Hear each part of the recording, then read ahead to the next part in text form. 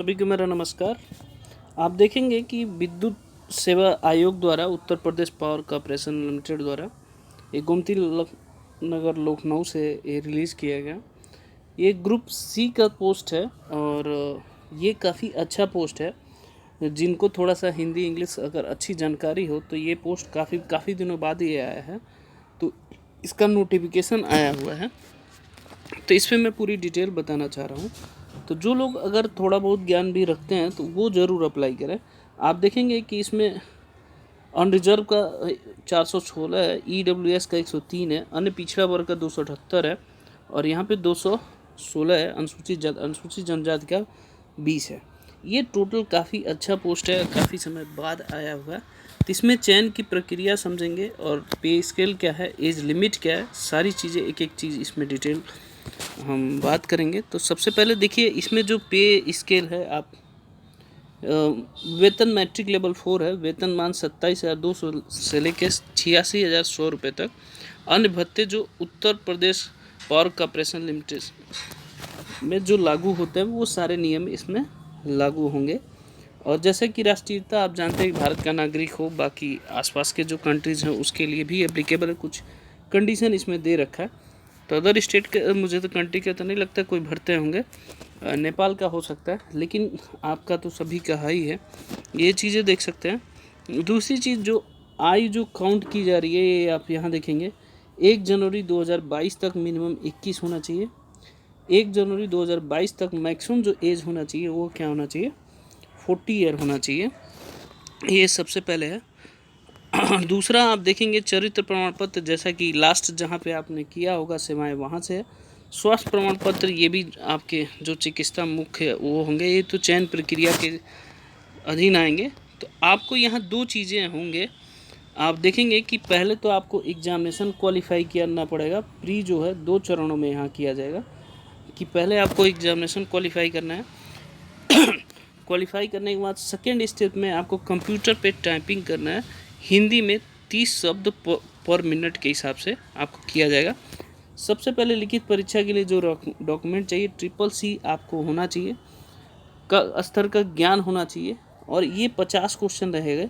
जो पहला पेपर है उसमें 20 क्वेश्चन लाना आपको कंपलसरी है, मतलब 50 में से 20 आपको सही करना कंपलसरी है। इसका मतलब 40% पहले पार्ट में आपको होना ज़रूरी है, कंप्यूटर का बेसिक ज्ञान होना चाहिए। ठीक है, ये आप देखेंगे। उसके बाद आपका सेकेंड स्टेज जो काउंट होता है ये बहुत इंपॉर्टेंट है। आप देखेंगे सामान्य अध्ययन का 25 क्वेश्चन रहेगा, 25 अंक का। तार्किक ज्ञान का 45 क्वेश्चन रहेगा, 45 नंबर का। सामान्य हिंदी जिनका हिंदी है बहुत अच्छा, 55 क्वेश्चन है, 55 का। और सामान्य अंग्रेजी जो इंटरमीडिएट स्तर का है, जिसमें उसमें सिनोनिम्स हो जाएगा, इंटरनिम्स हो जाएगा, आर्टिकल्स हो जाएंगे, प्रीपोजिशन हो जाए, मतलब पूरा इंग्लिश का जो ग्रामर आप यूपी बोर्ड में जो पढ़ते हैं वो सभी को मिलकर ये 180 मार्क्स है। इसका पेपर का लेवल बहुत इजी है, ऐसा नहीं है कि बहुत मुश्किल है। फर्स्ट पेपर बहुत लोग क्वालिफाई कंप्यूटर वाले नहीं कर पाते हैं तो सेकंड चेक नहीं होता है। बट अभी का जनरेशन जो आ रहा है वो काफ़ी मॉडर्न आ रहा है, तो वो काफ़ी अच्छे से तैयारी इसको कर सकते हैं, जो आप लोग ईजिली कर सकते हैं। यहीं पे बता देता हूँ, जो टाइपिंग स्पीड होगा 30 पर मिनट का हिंदी का, ये जो है 20 मार्क्स का है। अगर आप कर सकते हैं तो 200 मार्क्स का होगा। आप देखेंगे 30, इसके 20 मार्क्स निर्धारित किए गए हैं। मिनिमम जिनके 30 वर्ड पर प्रति मिनट आएंगे उन्हीं को निर्धारित किया जाएगा, जो उससे कम रहेगा उनको निर्धारित नहीं किया जाएगा। अब बात होती है क्वालिफाई का, तो 3 गुना प्री में क्वालिफाई करेंगे। आप समझेंगे जैसे मान लीजिए 100 सीट सपोज करिए हैं, तो 300 कैंडिडेट को बुलाएंगे मेंस के लिए। मेंस के लिए जो 300 प्रति मिनट का 30 शब्द प्रति मिनट का जो टाइपिंग करना है उसके लिए है। तो ये आप समझ सकते हैं। और करने के बाद आपको अंग्रेजी में इसका 35 शब्द पर मिनट है। इसका कोई प्राप्त अंक अन्यथा स्थिति में कोई अंक प्रदान नहीं। इसके बाद फाइनल मेरिट किया जाएगा। 200 अंक का टोटल हुआ मेरिट के अनुसार, वरीयता के अनुसार ही रैंक दी जाएगी। जितने नंबर रहेंगे उसी के अनुसार आपको रैंकिंग दी जाएगी, जो कि एक काफ़ी अच्छा पोस्ट है। मेरे 2-3 मित्र लोग इसमें ज्वाइनिंग है, इसलिए मैं आपसे कह रहा हूँ। तो जो लोग भी भरना चाहें वो भर सकते हैं। जैसा कि जो छूट है, नॉर्म है, वो जो यूपी सरकार की जो गवर्नमेंट है, अनुसूचित जनजाति, ये सब नॉन क्रीमी लेयर, ये सब जानते हैं, 5 वर्ष का जो छूट होता है वो सब है ही है।